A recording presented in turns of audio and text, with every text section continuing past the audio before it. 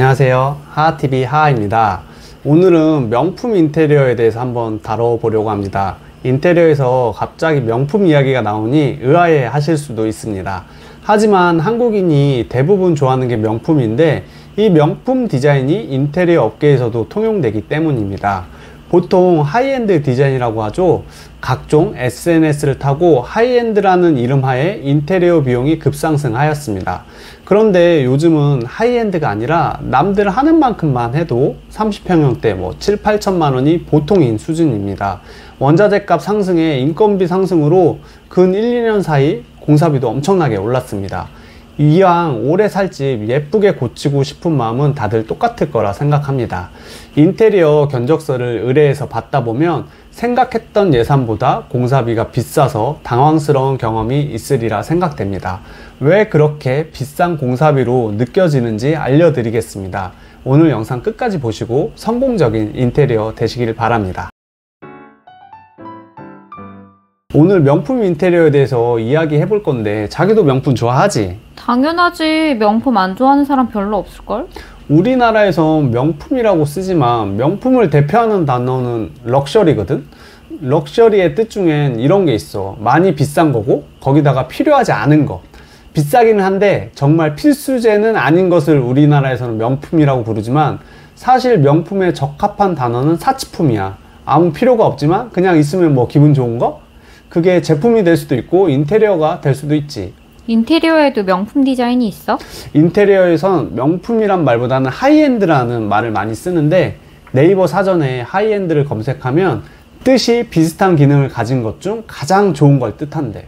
한마디로 하이엔드 인테리어라는 뜻은 인테리어 중 끝판왕이라고 생각하면 될 것 같아. 예전에는 찐 부자들이 사는 고급 빌라나 돈 많은 연예인들이 진행했던 인테리어지만 요즘에는 각종 SNS를 보고 일반 소비자들도 많이 접할 수가 있으니까 트렌드화가 되고 있는 것 같아. 그래서 인테리어 비용이 진짜 많이 비싸졌지. 나 처음 인테리어 할 때만 해도 주거 공간 인테리어는 돈이 안 된다고 안 하던 시절이 있었거든. 도배장판 교체하는데 마진을 많이 붙일 수가 없잖아. 그런데 요즘은 주거 공간에 관심이 커지고 디자인이 들어가면서부터 견적 금액이 많이 올라갔어. 그럼 디자인이 들어가서 견적 금액이 올라갔다는 말이야? 일부분 그런 것도 있는데 인테리어 업체에 견적을 문의할 때 소비자분들이 제일 많이 하는 말이 평당 얼마예요? 이거랑 이미지 사진을 보여주면서 이렇게 하면 얼마예요? 이거거든. 그럼 견적 의뢰를 받은 업체는 현장 상황도 모르고 정확한 실측 도면도 없기 때문에 대략적인 어바웃 금액을 알려주거나 그동안 해왔던 이제 경력이 있으니까 감으로 예상 견적서를 뽑아주는 편이야. 그런데 예상 견적이라 최대한 모든 안 좋은 여건을 포함시켜서 금액을 알려주는 편이거든. 나중에 일이 진행돼서 금액이 낮아지면 서로 좋지만 높아지면 문제될 소지가 있어서 그래. 그래서 예상 견적을 받을 때 금액이 좀 높게 나올 수 있어. 그리고 이제 3D 디자인, 실측, 자재 미팅 같이 노동력이 들어가는 서비스를 받으면 당연히 비용이 추가되는 게 맞잖아. 고깃집에서 고기를 구워주면 서비스를 받았다고 팁은 주면서 인테리어 업체 서비스를 당연히 받아야 된다는 생각을 가지고 계신 분도 많더라고. 인테리어 업체에서 받는 견적서에는 그런 서비스 부분들이 다 포함되어 있는 금액이라고 생각하면 돼. 디자이너들이 나를 대신해서 디자인과 디테일을 대신 잡아주고 자재도 골라주고 업체 선정부터 사후 AS 관리까지 해주면서 나의 시간과 노동력을 대신해 주는 거라고 생각하면 돼. 그러니까 비용이 비싼 건데 원래는 얼만데 저기는 저걸 얼마에 판다 이런 식으로 판단하면 안 될 것 같아. 내가 받는 서비스와 만족도가 포함된 금액이라고 생각해야지. 근데 주변에 말 들어보면 인테리어 할 때 매번 자재 고르라고 미팅하고 일일이 다 물어본다던데? 그게 약간 딜레마인데 사람마다 이제 다 취향이 있고 좋아하는 색상도 다르고 좋아하는 자재도 다르단 말이야. 초반에 견적서에 자재랑 스펙을 다 정해놓고 진행을 해도 중간에 바뀌는 경우가 진짜 많아. 디자이너가 전체적인 색상과 레이아웃을 아무리 잘 잡아줬더라도 고객이 싫으면 안 되는 거잖아. 그러니까 많은 업체들이 마음대로 자재 선택을 할 수가 없는 거야. 옆에서 어드바이스 정도는 해주지만 필름이라든지 도배지, 마루, 펜던트 같이 취향이 들어가는 부분은 선택을 이제 고객한테 맡기는 편이야. 괜히 마음대로 진행했다가 나중에 이제 고객 마음에 안 들어서 바꿔달라고 하면 답이 없거든. 공사비도 올라가고 공사 기간도 늘어나니까 사전에 예방하는 거지. 그런데 유명하고 인기 많은 디자이너가 진행하면 어떨 것 같아? 뭐가 다른가? 우리 집 꼬맹이가 만약에 도자기를 만들면 이게 요강이 되는 거고, 도자기 장인이 만들면 백자가 되는 거라고 보면 돼. 뭐 유명한 패션쇼 같은 거 보면 비닐 옷을 입혀놔도 막 사람들이 박수 치잖아. 일반인들이 봤을 때는 저게 뭔가 싶다가도 뭔가 의도가 있겠지 그렇게 생각하잖아. 그거랑 마찬가지로 유명인 디자이너 분들은 일단 고객들이 전적으로 믿고 모든 걸 맡기는 편이야. 물론 그만큼의 비용도 지불하고, 디자이너는 비싼 돈을 받은 만큼 공간의 퀄리티가 확실히 나오고, 고객들과의 미팅도 진짜 많이 하고 그런 시간을 많이 할애하는 편이지. 고객의 니즈를 정확하게 파악하고 공간에 녹이는 작업을 진짜 정확하게 수행해서, 그래서 비쌀 수밖에 없고 높은 퀄리티의 작품이 나오는 거고. 비싼 만큼 역량과 서비스가 뛰어난 사람들이라는 말이네.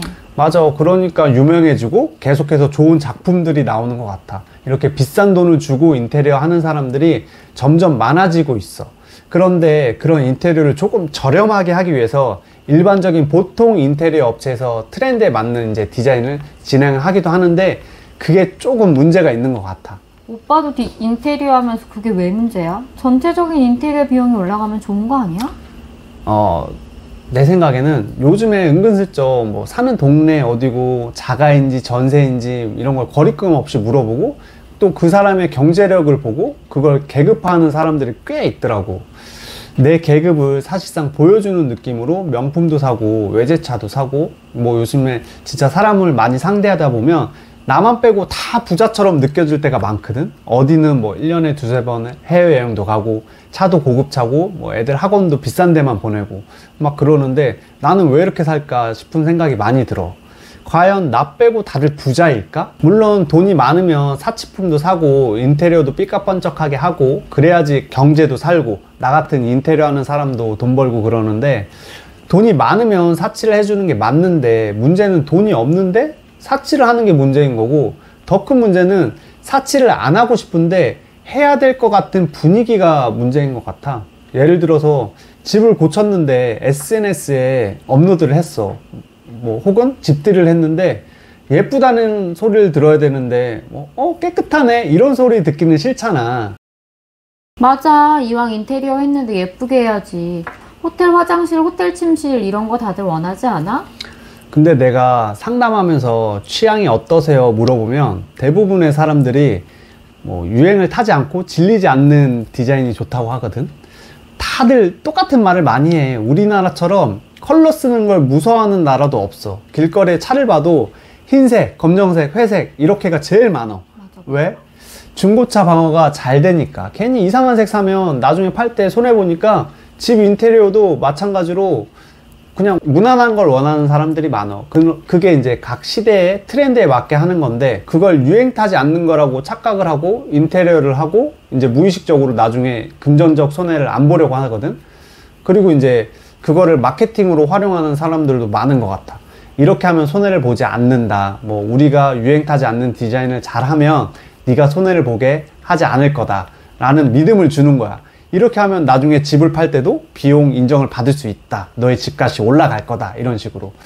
이런 마케팅과 사람들의 과시성 또는 이제 허영심이 더해지니까 유튜브에서 봤던 뭐 고급 인테리어를 제값 주고 하려는 게 아니라 어떻게 하면 조금 더 싸게 할까라는 생각이 먼저 드는 거고, 따라하고 싶어지고. 그렇다고 인테리어를 싸게만 할 순 없잖아. 인테리어에서 1, 2년 살 거 아니고 10년 이상 살 텐데 싸게만 하는 게 답은 아닌 것 같은데.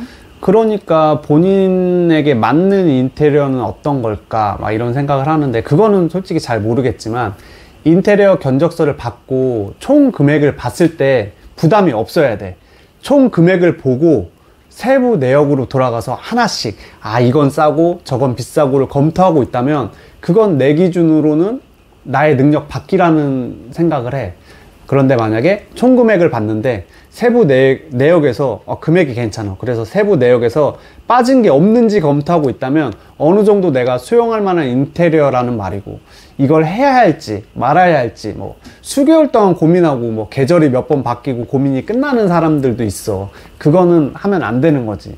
하고 싶은 마음은 알지만 그건 나한테 이제 사치제라는 뜻이지. 누구한테는 그 금액이 아무것도 아닐 수 있겠지만 그 금액을 투자하는 게 심각하게 고민된다면 나에게는 사치제라는 말이지.